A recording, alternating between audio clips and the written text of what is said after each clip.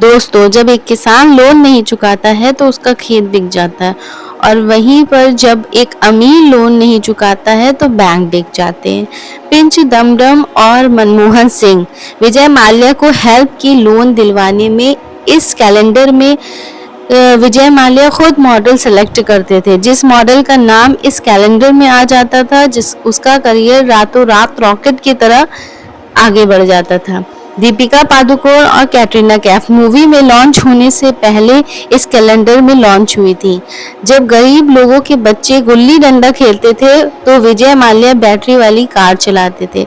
उनको उसी प्राइस में विस्की मिल जाती थी जिसमें ज़्यादा अल्कोहल की परसेंटेज होती थी, ज़्यादा नशा रहता था। कांग्रेस लीडर पीएन पुनिया ने कहा कि अरुण जेटली झूठ बोल रहे हैं और अगर ये चीज़ गलत निकली तो मैं राजनीति छोड़ दूंगा। और वो अपने प्राइवेट जेट में ट्रैवल करते थे और हाई ब्रीफ डॉग जिनकी कीमत करोड़ों में होती थी उनको लेकर करते थे। Vijay Mallya the fame bond Vijay Mallya थे। अगर गरीबों को 1 लाख लोन चाहिए होता है तो बैंक उनसे बहुत सारे डॉक्यूमेंट, सिक्योरिटी, बहुत सारी चीजें मांगता है। ना लौटाने पर तो रिकवरी वाले उसकी जान की धमकी भी दे देते हैं, चाहे किसी भी बीमारी से क्यों न ग्रस्त हो।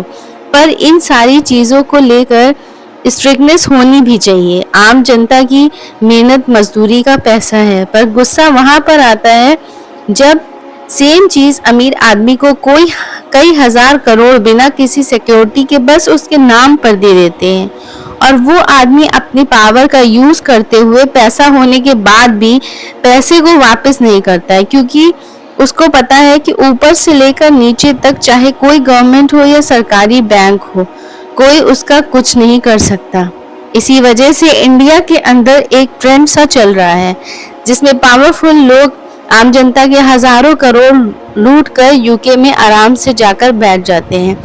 अभी आगे जब मैं सारी बात बताऊंगी तो आप खुद कहोगे कि लोन के नाम पर इंडिया में कैसा सर्कस बना रखा है, और जितने भी बड़े लोग हैं वो आंखें बंद करके सिर्फ तमाशा देख रहे हैं। उनके खुद के कट बने हुए हैं। विजय माल्या ने किया था, आई एम श्योर आपने इस बारे में सुना ही होगा। इस वीडियो में मैं आपको जो बताऊंगी आप खुद शॉक हो जाओगे, कैसे फ्लेम मैन विजय माल्या कानून को बेवकूफ बनाकर यूके भाग जाते हैं और सब मुंह देखते रह जाते हैं। विजय माल्या के बारे में बहुत सारी कहानियां हैं, लेकिन जो मैं आपको डिटेल में बताने जा रही हूँ, सुप्रीम कोर्ट के order, record of proceeding, court के जजमेंट, बुक्स और न्यूज़ से कलेक्ट किए पूरे इंसिडेंट को समझने के लिए कि इसमें कौन कौन इन्वॉल्व था, थोड़ा सा पीछे जाना पड़ेगा। आज़ादी से पहले जब सन 1915 को, उस टाइम भारत के अंदर कई सारी छोटी छोटी बियर्स कंपनीज थी जो ब्रिटिश सोल्जर्स थे उनके लिए बियर बनाती थी। इसी टाइम इन पर एक थॉमस नाम के आदमी की एंट्री होती है। ये जितनी भी छोटी छोटी कंपनीज थी बियर बनाने वाली, उनको यूनाइटेड करती थी और एक सिंगल कंपनीज बना देती थी जिसका नाम रखते हैं यूनाइटेड ब्रूअरीज ग्रुप। इतनी चीज़ें हो रही थी तो उसी समय दूर स्कूल से पढ़ा काफ़ी टैलेंटेड इंसान जिनका नाम था विट्ठल माल्या, इनको समझ में आ जाता है कि कुछ हो ना हो ये जो कंपनीज हैं ज़रूर ग्रो करेंगी। वो इन डोमेन में पहले भी पैसा लगा चुके थे, और तो और विट्ठल माल्या ने बैलेंस शीट भी देखी थी। तब उन्होंने अपना दिमाग लगाया कि उनके थोड़े थोड़े शेयर्स खरीदने चालू कर दिए, वो भी तब जिस टाइम कोई और नहीं खरीद रहा। कई सालों तक वो ऐसा करते रहते हैं और कंपनी का मेजर शेयर होल्डर बन जाते हैं। 32 साल तक ये कंपनी चलती रहती है। शेयर्स इस कंपनी के खरीदे जाते हैं और सन 1947 में अंग्रेज इंडिया छोड़ के जाने लगते हैं। जाते समय इस कंपनी की सारी कमांड वो 22 साल के बिजनेस विट्ठल माल्या के हाथों में आ जाती है, क्योंकि ये बहुत इंटेलिजेंट थे, पढ़े लिखे थे। इससे भी बड़ी बात थी कि जो कंपनी के मेजर शेयर्स थे वो सब इनके पास थे। सबसे पहले यूपी ग्रुप्स कंपनी भी उसका डायरेक्टर इलेक्ट होता है। नेक्स्ट ईयर ही इन्हें चेयरमैन बना दिया जाता है। यूबी ग्रुप्स का विट्ठल माल्या की लीडरशिप में ये कंपनी बाकी इंडिया की जो कंपनीज थी उनको पीछे करके बहुत तेजी से आगे बढ़ जाती और अगले 4 सालों के अंदर अंदर ईयर 1951 में यूवी ग्रुप ने मैकडॉनल्ड को एक्वायर कर लेता है। इसके साथ बहुत सारी कंपनीज को एक्वायर करता है, लेकिन मैकडॉनल्ड का नाम ज्यादा था। कुछ ही साल में विट्ठल माल्या शादी कर लेते हैं ललिता रामायला से। फिर आगे चलकर 18 दिसंबर 1995 में इनका एक बेटा होता है। इस बच्चे का नाम होता है विजय माल्या।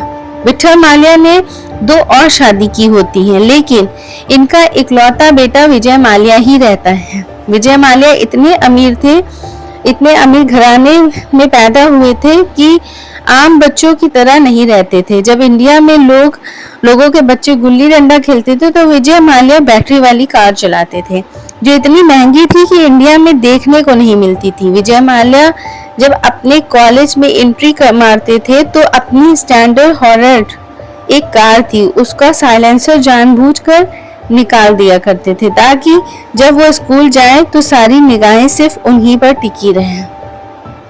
विजय माल्या भी बड़े हो रहे थे और इनके साथ साथ विट्ठल माल्या जो कि इनके फादर थे, उनका भी बिजनेस बहुत तेजी से ग्रो हो रहा था। विट्ठल माल्या ने अलग अलग ट्रिक्स लगाई बाहर के ब्रांड से, जो ये लिकर आती थी फिर बेची जाती थी। उनको जाकर विट्ठल माल्या ने 1959 में कहा कि जो आप बाहर जाकर इंडिया में ला रहे हैं अल्कोहल, इंडिया में लाइए और इंडिया के ही अंदर बनाइए और सप्लाई करिए। इसकी IIM Indian manufacture foreign liquor आज के डेट में बोतलों के ऊपर लिखी हुई मिल जाती है।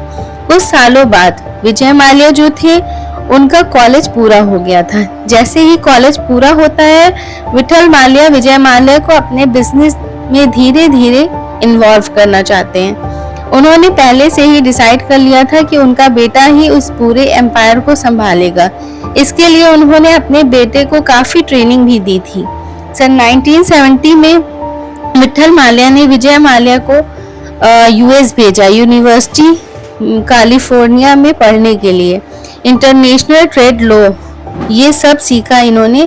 इसी के साथ साथ विट्ठल माल्या ने क्या किया था, अमेरिकन हॉर्स कॉर्पोरेशन ये यूवी ग्रुप का पार्ट थी, लेकिन US में ऑपरेट होती थी। वहां पर विजय माल्या की इंटर्नशिप कराना स्टार्ट कर दिया।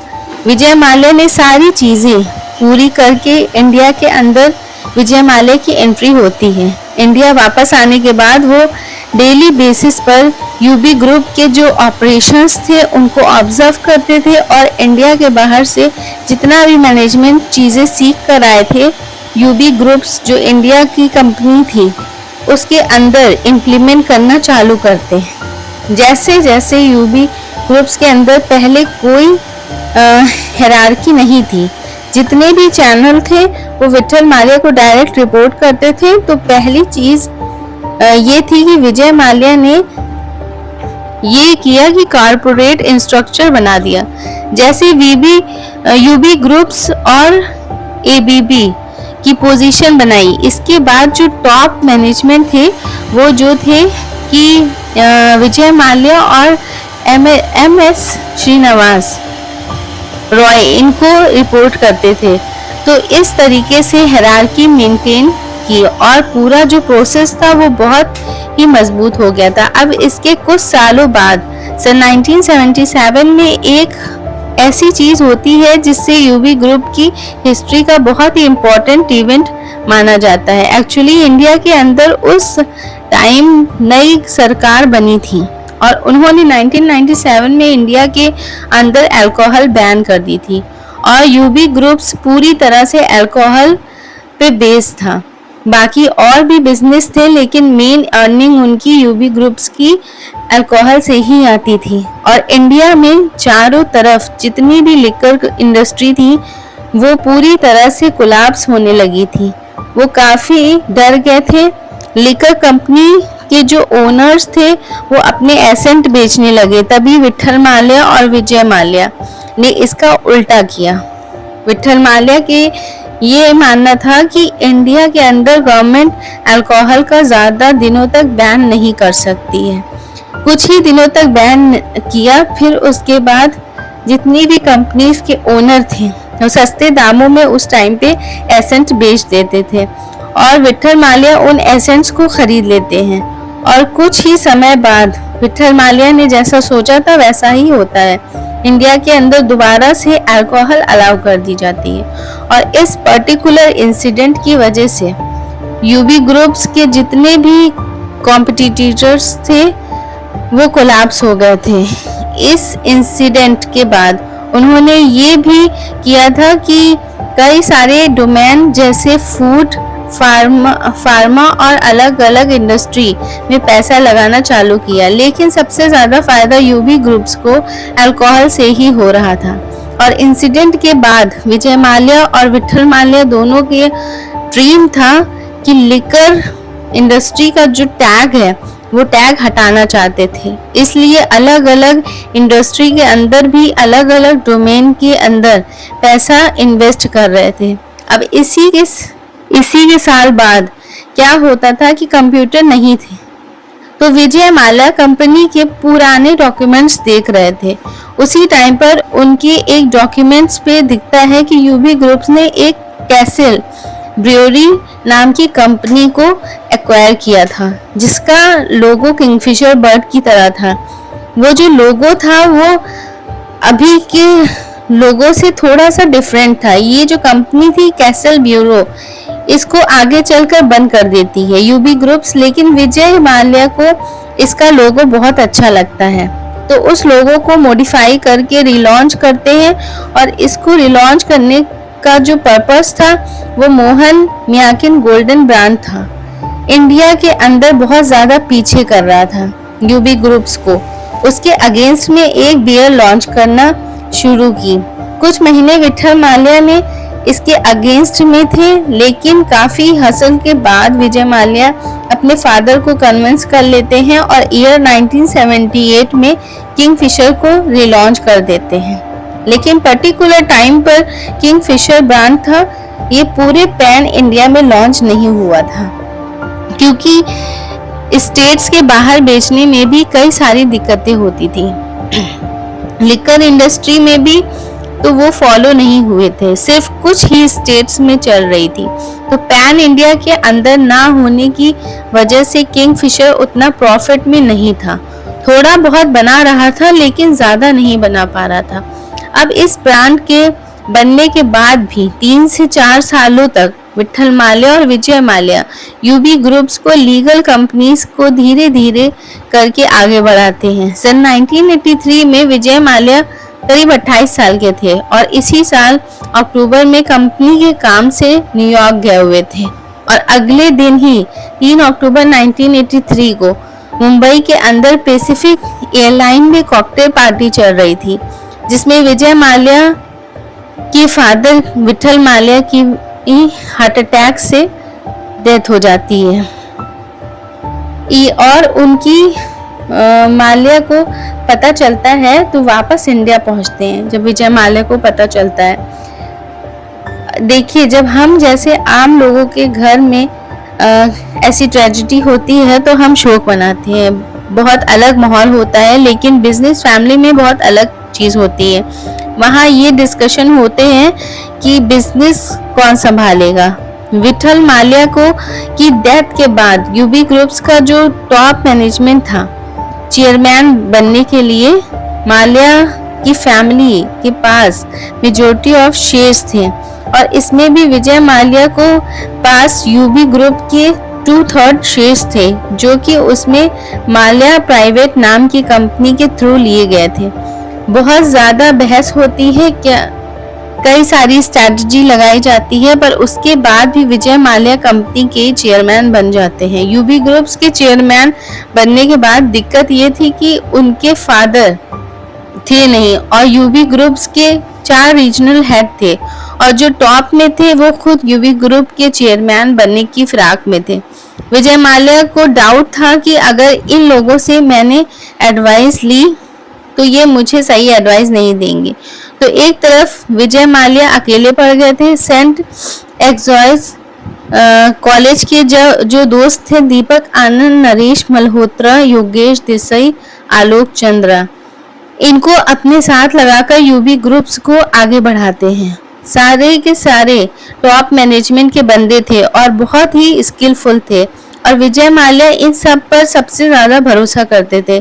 इस पर्टिकुलर टाइम पर जब विजय माल्या ने यूबी ग्रुप्स का शेयर अपने हाथों में लिया तो टर्नओवर 3.50 करोड़ का था और करीब 40 करोड़ की वैल्यूएशन थी और वॉल्यूम शेयर्स 3 मिलियन 8 केसेस की थी। एक केस में 750 ml की 9 बॉटल होती हैं। चेयरमैन बनते ही जब माल्या ने बैलेंस शीट देखी तो उसको पूरी तरह समझ में आ गया था कि जो रियल प्रॉफिट आ रहा है वो यूबी ग्रुप्स का वो अल्कोहल से ही आ रहा है। तो विजय माल्या ने भी अल्कोहल के ऊपर ही फोकस किया। इसके अंदर भी एक चीज थी कि जो यूबी ग्रुप्स की मेन सेल जनरेट होती थी कैरी फिप्सन से हो रही थी।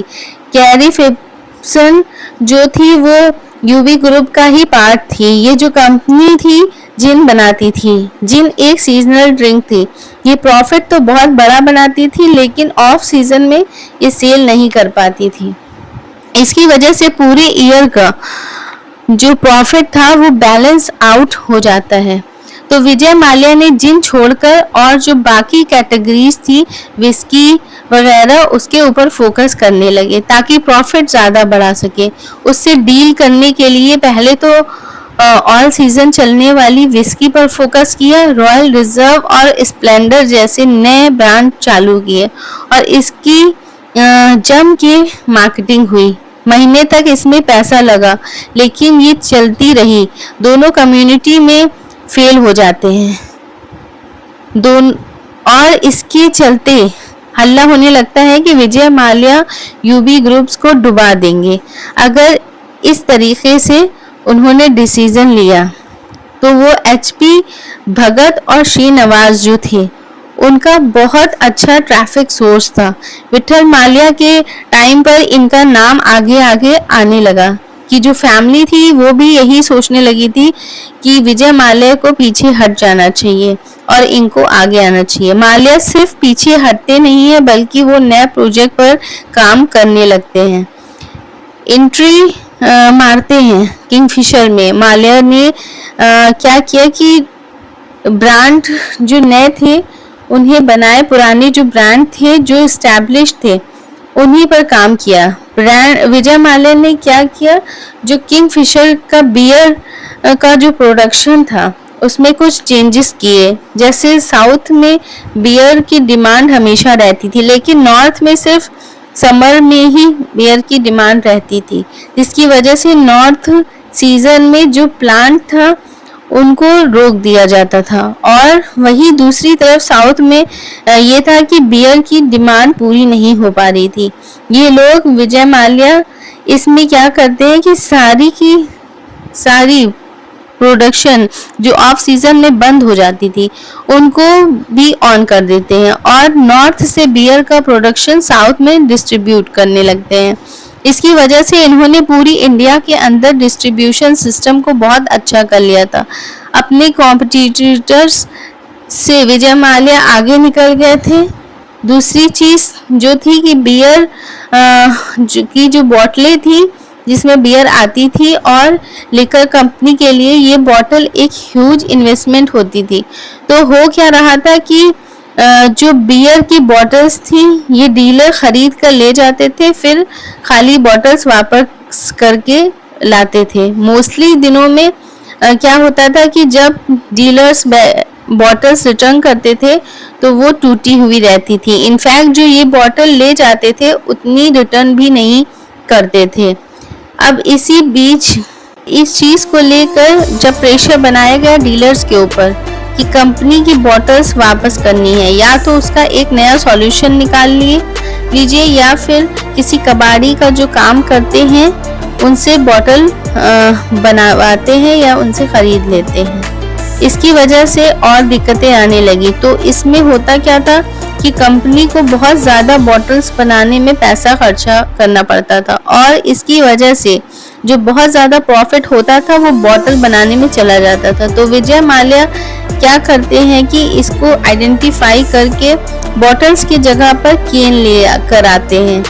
उसकी जो इमेज थी वो लाइट बियर की तरह थी जिसमें करीब 4% अल्कोहल होता था। तो लोग क्या करते थे, सेम प्राइजेस में उनको विस्की मिल जाती थी जिसमें ज़्यादा अल्कोहल की परसेंटेज होती थी, उससे ज़्यादा नशा हो जाता था तो लोग उसको ज़्यादा प्रेफर करते थे। विजय माल्या ने क्या किया कि 8% जो स्ट्रॉन्ग बियर होती है 8% जो थी उसको इंट्रोड्यूस किया और इसके आने के बाद जो बियर की डिमांड थी वो और ज़्यादा बढ़ जाती है और इससे इतना ज़्यादा फायदा होता है कि मोहन मेकिंग गोल्डन ब्रांड को पीछे करके किंगफिशर जो था सन 1980 में आते आते इंडिया का लार्जेस्ट सेलिंग ब्रांड बन गया।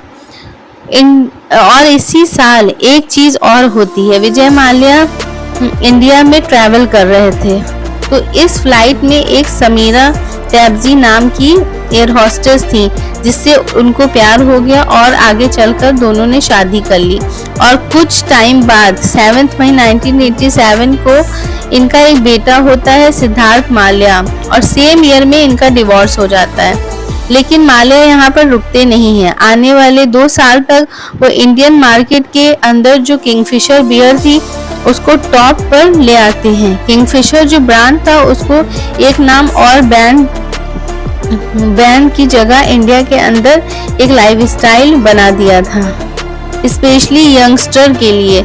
ये सारी चीज़ें विजय माल्या ने की, छोटी छोटी ट्रिक्स थी।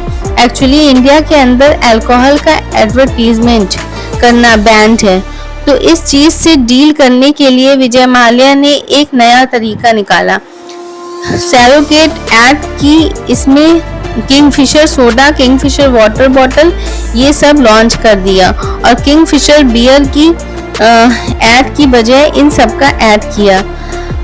ऑल ओवर इंडिया में किंगफिशर का इवेंट चलाने लगे और फिर उस इवेंट में चारों तरफ किंगफिशर के बोर्ड लगवा दिया ताकि अगले दिन पूरे इंडिया में अखबारों में, न्यूज़ में फोटोग्राफ्स आए तो उसमें सिर्फ और सिर्फ किंगफिशर ही दिखे। किंगफिशर इंटरनेशनल अवार्ड भी शुरू कर दिया, हर तरफ किंगफिशर वर्ड का यूज़ किया गया। अपने घर का नाम भी इन्होंने किंगफिशर विला रख दिया। सन 1988 में इन्होंने किंगफिशर डरबे भी शुरू कर दिया, जबकि स्पोर्ट्स का किंगफिशर बियर से दूर दूर तक कोई ताल्लुक नहीं था क्योंकि इनको किंगफिशर का नाम आगे करना था। इस वजह से सारी चीज़ों के नाम इन्होंने किंगफिशर रखा। इसका सबसे बड़ा फायदा हुआ किंगफिशर ब्रांड को तब मिला जब माल्या ने Kingfisher swim suit calendar launch किया जिसको अतुल कसरेकर ने शूट किया था। इसकी वजह से हर घर में किंगफिशर की बात होने लगी। इस कैलेंडर के लिए विजय माल्या खुद मॉडल सेलेक्ट करते थे और किंगफिशर कैलेंडर इतना बड़ा हो गया था कि जिस मॉडल का नाम इस कैलेंडर में आ जाता था उसका करियर रातों रात रॉकेट की तरह तेज हो जाता था। दीपिका पादुकोण और कैटरीना कैफ मूवी में लॉन्च होने से पहले इस कैलेंडर में लॉन्च हुई थी और आगे चलकर फार्मूला 1 भी इन्होंने इस्तेमाल किया जिसमें किंगफिशर का ज़बरदस्त प्रमोशन हुआ। विजय माल्या का ये कहना था कि अभी भले ही इसमें पैसे लग रहे हैं लेकिन लॉन्ग टर्म में ये चीज़ फ़ायदा देगी और ये ऐसे फ़ायदा देगी कि बाकी जितने भी कॉम्पिटिटर्स हैं उनके पास इसका कोई तोड़ नहीं होगा। और ये सारी चीज़ इस तरीके से की गई थी कि किंगफिशर नाम आते ही लोगों के दिमाग में बियर आ जाता था। सारी चीज़ें माल्या कर रहा था, एक ही टाइम पर मल्टीपल कंपनी एक्वायर कर रहे थे और विजय माल्या ने पूरा बिजनेस ग्लोबल कर दिया था। किंगफिशर 50 से भी ज़्यादा कंट्रीज़ में मिलने लगी थी। यूबी ग्रुप्स जिसकी वैल्यूएशन विजय माल्या के ज्वाइन करने के टाइम पर 40 करोड़ थी, कुछ ही सालों में उसकी वैल्यूएशन 6000 करोड़ तक पहुंच गई थी। जो लोग सोच रहे थे कि विजय माल्या कंपनी नहीं चला पाएगा उसका उल्टा किया माल्या ने। किंगफिशर ब्रांड को आसमान तक पहुंचा दिया था और हर तरफ से सिर्फ इसी की बात होती थी। और इसी बीच में ईयर 1993 में माल्या ने दोबारा शादी भी की, लेकिन इनका सिर्फ एक ही बेटा था, सिद्धार्थ माल्या। जो ये लिकर इंडस्ट्री है, इसमें फायदा माल्या को ये हुआ कि बहुत ज़्यादा हो गया फायदा, लेकिन इसको चलाने के लिए बहुत सारे चैलेंजेस आते हैं। पूरी की पूरी इंडस्ट्री बहुत सारे चैलेंजेस को चलाने के लिए गवर्नमेंट का सपोर्ट बहुत ज़्यादा होना ज़रूरी है। बिना गवर्नमेंट के ये इंडस्ट्री नहीं चल सकती। जैसे किसी कंपनी को अल्कोहल को अपने स्टेट से बाहर भेजना होता है तो उसका अलग से टैक्स देना होता है, और ये सारे रूल्स स्टेट गवर्नमेंट देती है। एक लीकर बॉटल का प्राइस क्या होगा ये भी स्टेट गवर्नमेंट डिसाइड करती है। किसकी लीकर का लाइसेंस मिलेगा किसको, ये तक गवर्नमेंट के हाथ में होता है। लाइसेंस बोर्ड में होना बहुत ज़रूरी है अगर ये बिजनेस चलाना है तो। अगर सपोर्ट में गवर्नमेंट नहीं है तो बिजनेस छोड़िए, छोटा सा जो लीकर का ठेका होता है वो तक आप नहीं चला पाएंगे। इंसान सारी चीज़ों से निपटने के लिए माल्या जो था ना वो खुद पॉलिटिक्स में घुसना चाहता था ताकि कोई दिक्कत ना आए। आगे चलकर ईयर 2002 में माल्या बात करते हैं और सक्सेसफुल भी हो जाते हैं। अपने होम स्टेट कर्नाटका से इंडिपेंडेंट राज्य सभा का मेंबर इलेक्ट हो जाते हैं, और इस जगह से जनता दल और कांग्रेस सपोर्ट करती है। विजय माल्या फ्लेम बॉय विजय माल्या से माननीय सांसद हो जाते हैं। यहाँ से विजय माल्या का पॉलिटिकल कनेक्शन बहुत ज़्यादा मजबूत हो जाता है। इसके बाद 15 नवंबर 2004 को इस दिन विजय माल्या क्या करते हैं कि अपनी कंपनी के CFO रवि नेदुंगड़ी, जिस पर सबसे ज़्यादा ट्रस्ट करते थे, उनको बुलाकर कहते हैं कि वो अगले साल किंगफिशर एयरलाइन शुरू करना चाहते हैं। अब CFO सुनकर बहुत नेगेटिव रिस्पांस देते हैं, लेकिन उनको पता था कि माल्या ने अगर बोला है तो अगले साल ये चीज़ ज़रूर करेगा। Same day Vijay Mallya CFO से बैंक के अंदर कॉल अरेंज करवाते हैं। काफ़ी देर बात चलती है, लेकिन बैंक विजय माल्या को लोन देने से मना कर देती। इस पर विजय माल्या कहते हैं कि मैं बिना लोन के ही एयरलाइन चालू करूंगा। उसके बाद एयर इंडिया के जो हेड थे किरण राव, उनसे फ़ोन कॉल सेट होती है। एक्चुअली एयरबस दुनिया भर में जो एयरप्लेन होते हैं उनको बनाती है, तो हर कंट्री में इनकी ब्रांचेस होती हैं। तो ऐसे ही एयरबस इंडिया जो था उसको किरण राव देखते थे। तो विजय माल्या किरण राव को कहते हैं कि 10 A320, 3 एयरबस A319 इतने एयरप्लेन चाहिए। और ये बात करके डायरेक्ट विजय माल्या एक बोर्ड मीटिंग रखते हैं और वहाँ पर अनाउंस करते हैं कि अगले साल 7 मई 2005 को सिद्धार्थ माल्या का बर्थडे है, वो 19 इयर्स के होने वाले हैं। उस पर वो एक एयरलाइन गिफ्ट करना चाहते हैं जिसका नाम होगा किंगफिशर एयरलाइन। बोर्ड मीटिंग इससे एकदम नाखुश होती है। इनफैक्ट मीटिंग में कल्याण गांगुली जो कि UB के MD थे, वो कहते हैं कि इसे स्टार्ट करना फ़ायदे का सौदा नहीं होगा, जबकि पहले भी माल्या ने UB एयर करके एक एयरलाइन की कंपनी बनाई थी, उसमें उनको सक्सेस नहीं मिल पाई थी।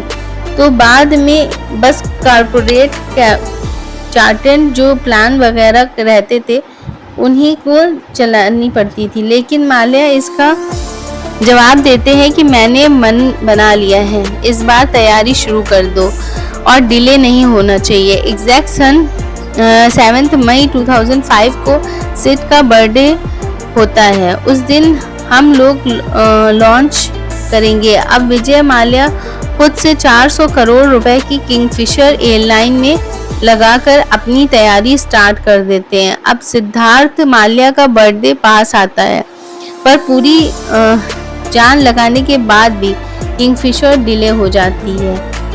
सिद्धार्थ माल्या के बर्थडे के 2 दिन बाद अब जैसे कि किंगफिशर लॉन्च होती है, हर तरफ इसका जो लग्जरी एक्सपीरियंस है उसको हल्ला होने लगता है।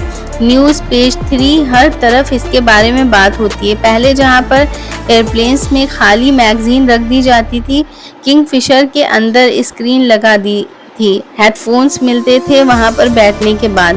Good quality food, well trained air hostess, जिनको खुद माल्या सेलेक्ट करते थे। इनफैक्ट कई लोग वेल ट्रेन जो एयर होस्टेस थी उनको देखने के लिए टिकट बुक कराते थे। 1 साल के अंदर अंदर किंगफिशर का बहुत ही अच्छी ओपनिंग होती है। हर तरफ सिर्फ किंगफिशर की बात होती है, बहुत सारे अवार्ड्स मिलते हैं, पेज 3 पर बात होती है। लेकिन माल्या ने जितना पैसा खर्च किया था उतना उन्हें प्रॉफिट नहीं मिला था, लेकिन ब्रांड एस्टैब्लिश हो गया था।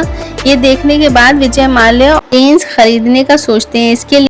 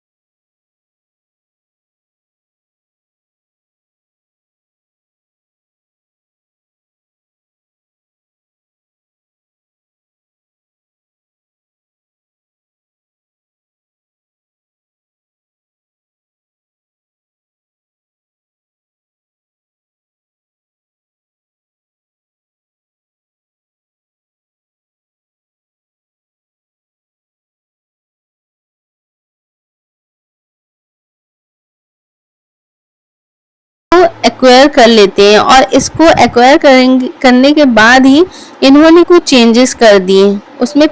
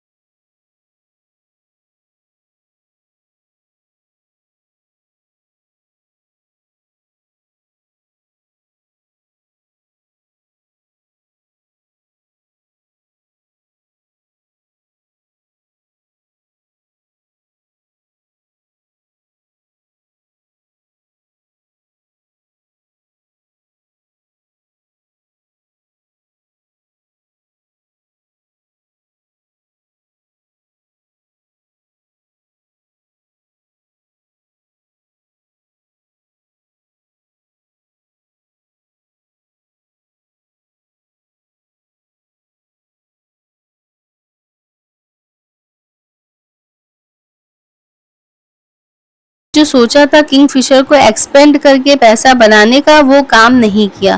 अब उसके बाद विजय माल्या क्या करते हैं कि बैंक की तरफ रुख करते हैं, बैंक से लोन लेने के लिए कॉल करते हैं। बैंक क्या करता है, कॉन्सोर्टियम बना करके लोन देता है। इसमें सारे बैंक मिलकर लोन देते हैं और एक बैंक ऑफ कनेक्ट होता है। तो इस केस में एसबीआई 17 बैंकों को कंसोर्शियम बनाकर लोन देती है, वो मेन पॉइंट ऑफ कांटेक्ट होती है। अब इसके कुछ दिनों बाद माल्या दोबारा से लोन लेते हैं, इस बार आईडीबीआई बैंक से लोन लेते हैं और 900 करोड़ का लोन लेते हैं। आईडीबीआई बैंक जो पहले मना कर चुकी थी, संडे वाले दिन जहां बैंक बंद रहता था, उसी दिन बैंक को खोलकर प्रोसेस किया जाता है और सिर्फ 2 दिन के अंदर लोन मिल जाता है। ये जो लोन अमाउंट बता रही हूँ, ये अलग अलग दिखेगा, कहीं पर डस्ट ऐड है,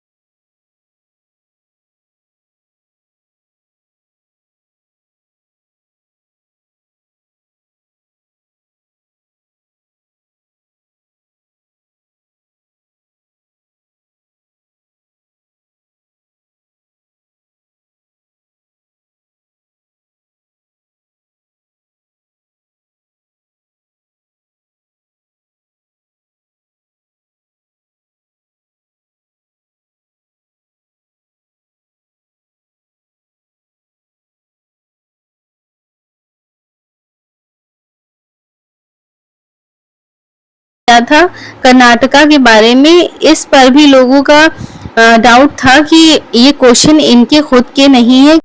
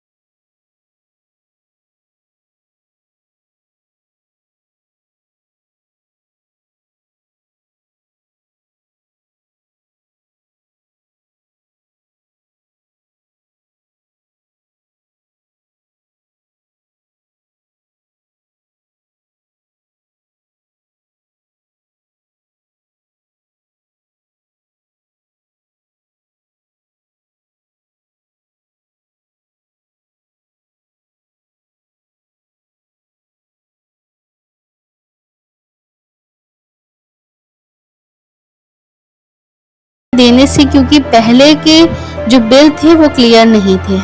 इंडियन ऑयल जो थी उसने कहा कि हम बैन तो नहीं कर रहे हैं किंगफिशर को, लेकिन हमें एडवांस में पेमेंट चाहिए, तभी हम ऑयल देंगे। सिर्फ ऑयल कंपनीज को दिक्कत नहीं थी, बेंगलोर और हैदराबाद एयरपोर्ट थे, इन्होंने प्लेन उतारने के लिए जो लैंडिंग चार्जेस होते हैं वो एडवांस में लेना स्टार्ट कर दिया था, क्योंकि ये लोग अपना प्लेन उतार देते थे और पैसा नहीं देते थे और पेमेंट बहुत ही ड्यू होता जा रहा था। एयरपोर्ट ने भी अलग से किंगफिशर के लिए रूल बनाए कि हमें एडवांस में लैंडिंग चार्जेस चाहिए, और इसी के साथ साथ लोन की जो इंस्टॉलमेंट थी वो भी इन्होंने रोक दी थी, वो भी डिफ़ॉल्ट कर दिया था। केटरिंग वाले जो थे उनके बिल्स वो नहीं पूरे भरे गए थे।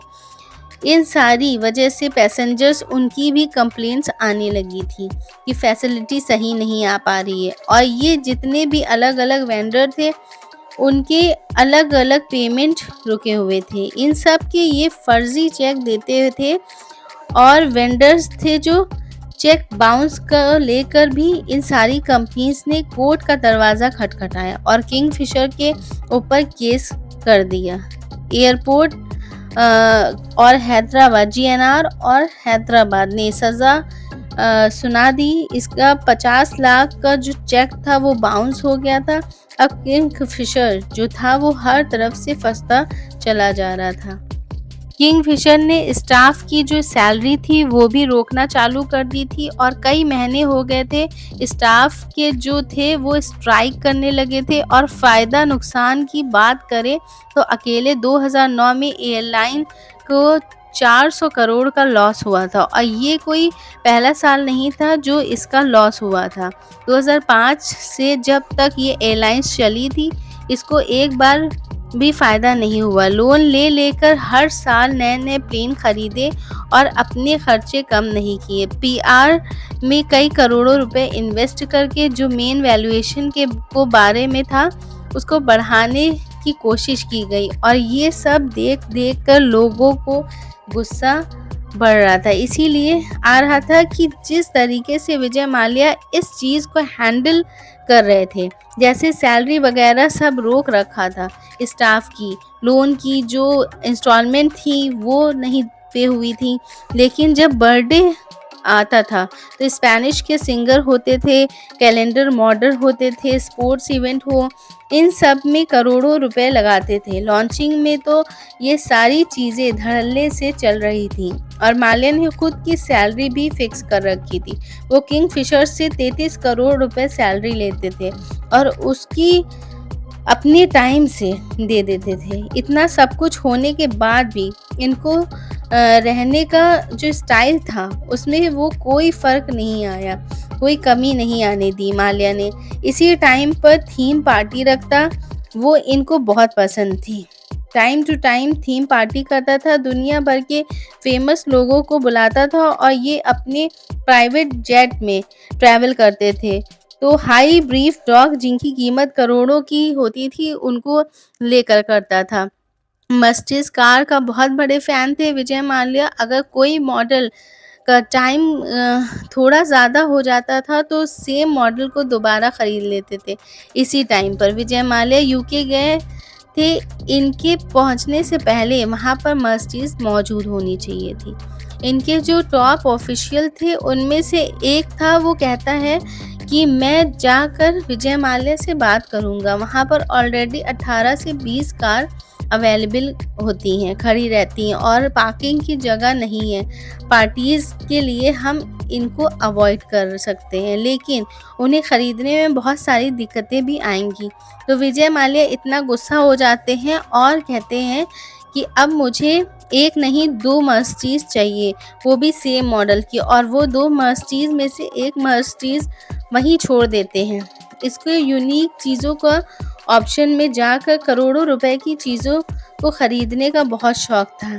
इसने इससे पहले भी टीपू सुल्तान की तलवार थी, गांधी जी की सारी चीज़ें थीं, उन्हें करोड़ों रुपए की ख़रीदारी की थी। जब इनका लोन वाला पूरा मैटर चल रहा था, और सीबीआई की जब इंक्वायरी स्टार्ट होती है तो सीबीआई ने अपनी चार्जशीट जारी की कि इधर माल्या लोन नहीं चुका पा रहा है और सेम टाइम पर माल्या ने फ्रांस में 35 मिलियन यूरो की प्रॉपर्टी खरीदी थी।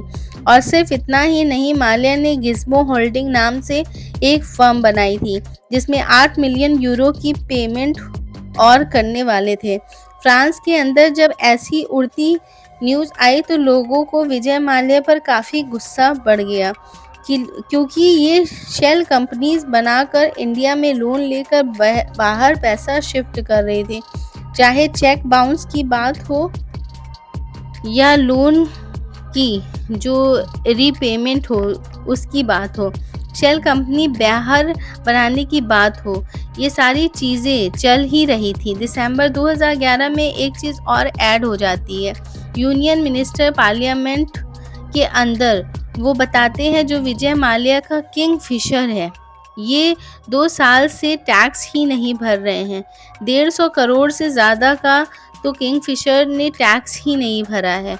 और ये वो टाइम था जहाँ पर बैंकों की पता चल गया था कि ये जो कर रहा है वो सही नहीं है, क्योंकि हर तरफ से ये फंस रहे थे। और ये देखते हुए बैंकों ने विजय माल्या को नॉन परफॉर्मिंग एसेट्स डिक्लेयर कर दिया था। इनफैक्ट कुछ बैंक ने तो ये भी कहा कि ये विलफुल डिफॉल्टर है, मतलब जानबूझकर ऐसा कर रहे हैं। ये सारी चीज़ें इनके ऊपर चल रही थी। सैलरी को लेकर, चेकबुक को लेकर, टैक्स को लेकर कोई और आदमी होता तो उसके ऊपर बहुत ज़्यादा दिक्कत आ जाती, लेकिन इनके ऊपर कुछ नहीं होता है। कुछ होना तो बहुत दूर की बात है। इनफैक्ट एसबीआई बैंक से विजय माल्या और आरबीआई ये तीनों मिलकर एक मीटिंग करते हैं और इसमें ये एक मास्टर डेप्थ रिकास्ट एग्रीमेंट बनाते हैं,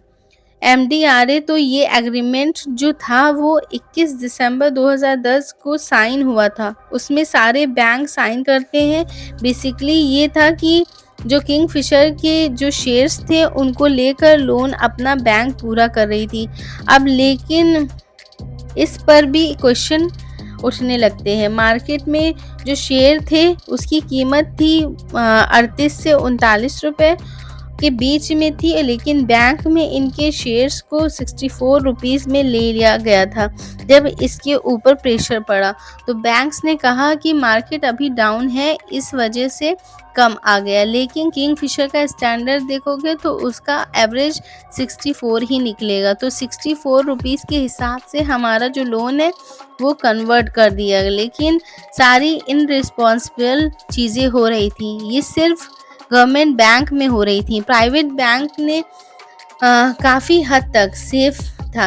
ICICI हो गया, HDFC हो गया, इन्होंने लोन दिया था, लेकिन इन्होंने इसके बदले में यूनाइटेड स्पिरिट, इनकी जो दूसरी कंपनी थी, उसके शेयर्स गिरवी रखवा दिए थे, जिनको बेचकर उन्होंने अपना पैसा रिकवर कर लिया था। बात यहाँ तक आ गई थी कि लोगों में डर बन गया था यहाँ कि बैंक जो है जिसमें हम अपना पैसा जमा करते हैं, रखते हैं, ये बंद ना हो जाए। आप ये देखिए कि जब एक किसान लोन नहीं चुकाता है तो उनके खेत बिक जाते हैं, और जब अमीर लोन नहीं चुकाता है तो बैंक बिकने लगते हैं। ये सारी चीज़ें जो चल रही थी गवर्नमेंट के ऊपर आ रहा था। इनफैक्ट आगे यूके में केस चलता है तो वहाँ पर चिदम्बरम और मनमोहन सिंह की कुछ लेटर रिवील हुए थे। तो अपोजिशन ने ये ब्लेम लगाया था कि चिदम्बरम और मनमोहन सिंह ने विजय माल्या को हेल्प की लोन दिलवाने में। देखिए, जो बैंक लोन दे रहा था किंगफिशर की ब्रांड वैल्यू पर लोन दे रहा था, और ब्रांड ऐसा नहीं है कि किसी मैनेजर ने गेस किया था, ये ब्रांड था, प्रॉपर कैलकुलेट करते थे। ये जो सरकारी बैंक थे इन्होंने कैलकुलेट किया था, जिससे इसकी ब्रांड वैल्यू थी 160 करोड़ आई थी।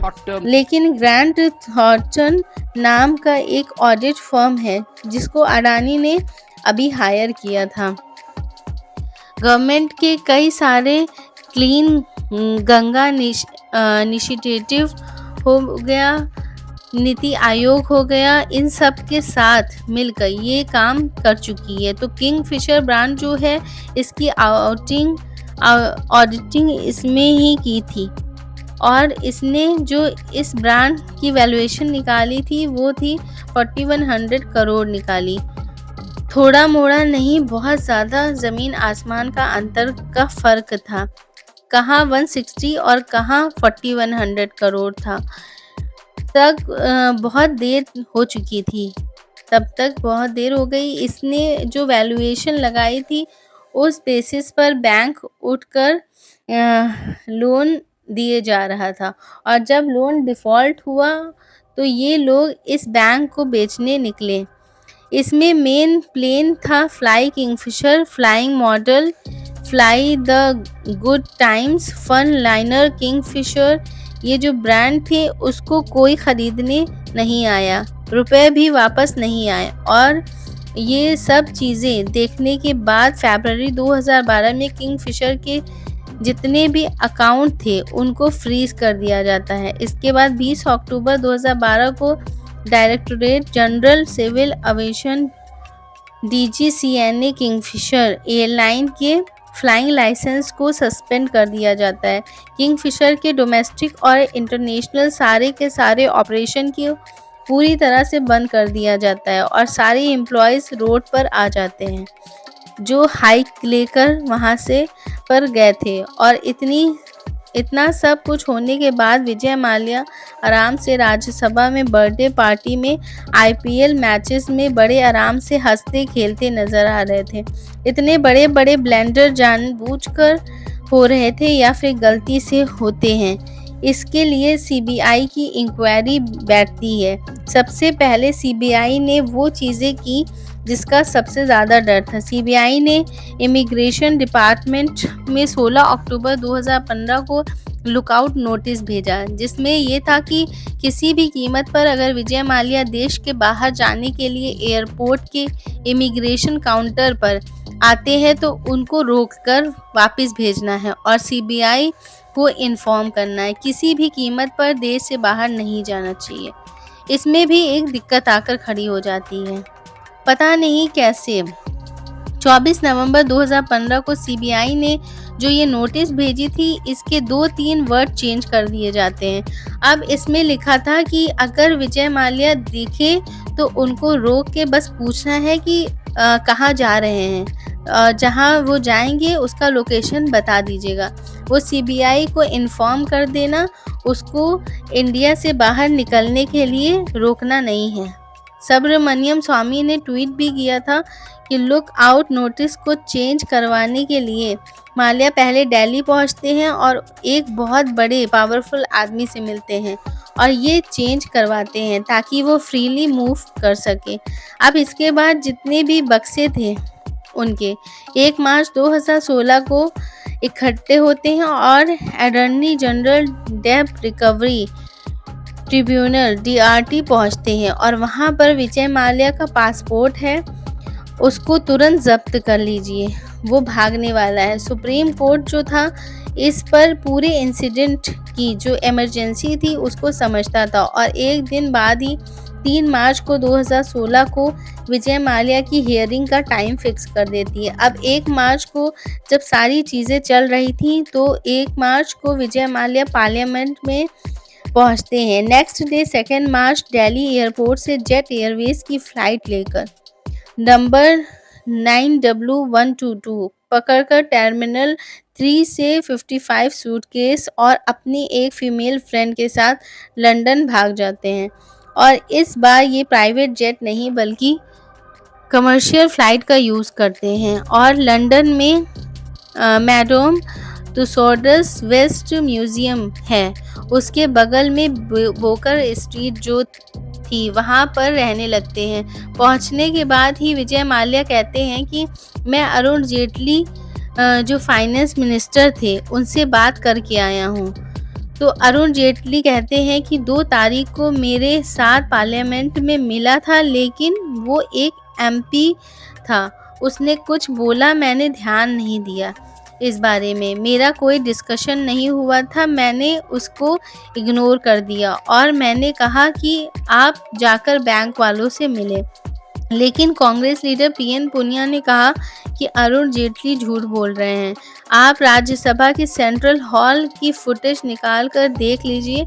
1 मार्च 2016 को 10 मिनट से ज़्यादा देर तक इन दोनों ने बात की और अगर ये चीज़ गलत निकली तो मैं राजनीति छोड़ दूंगा। अब इधर ये सारी चीज़ें चलती रहती हैं, लेकिन सुप्रीम कोर्ट के हाथ में जो था वो करते हैं। सुप्रीम कोर्ट ने माल्या की जो कंपनी थी उनको रीच आउट किया, यूके के इंडियन हाई कमिश्नर जो थे उनको रीच आउट किया। उसकी जो राज्यसभा की ऑफिशियल आईडी थी उस पर भी मेल वगैरह भेजकर रीच आउट कर दिया। अब देखिए, विजय माल्या के इंडिया से यूके भागने के बाद बैंक के सारे हाथ बंद गए थे। इनफैक्ट जो गवर्नमेंट ऑफिशियल थे उनके भी हाथ बंद गए थे। इंडिया और यूके के बीच में कुछ टाइम पहले 22 सितंबर 1992 को ट्रीटी साइन हुई थी, एक्सट्रेडिशन ट्रीटी। उसमें ये एक दूसरे के देश का अगर कोई आदमी क्राइम करता है तो उसको एक दूसरे को सौंप देगा और इसी को बेसिस बनाकर ministry of external affair general VK Singh ने फरवरी 2007 यूके के अंदर और वेस्ट में मिनिस्टर कोर्ट जो होता है वहां लेकर पहुंचते हैं। लेकिन माल्या के जो लॉयर थे कंडीशनल बेल पर, उन्होंने माल्या को छुड़वा लिया था। इंडिया दोबारा से ट्राई करता है। उसके बाद विजय माल्या ने यूके एक्सट्रेडिशन एक्ट 2003 के तहत मल्टीपल रेडमीज यूज करता है, जिसकी वजह से उनको बेल मिल जाती है।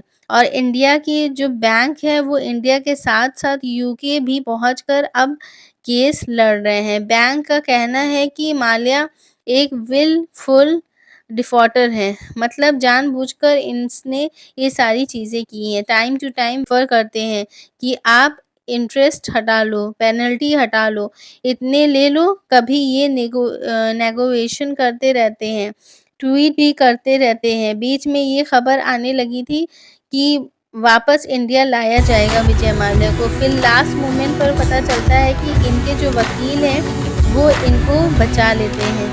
फिलहाल विजय माल्या वापस कब आएंगे ये कोई नहीं जानता, लेकिन गवर्नमेंट ने दावा किया है कि विजय माल्या पैसा है वो उनकी प्रॉपर्टी बेचकर उनको मिल जाएगा। इससे कुछ ना कुछ नेगोशिएशन करके पूरा करेंगे।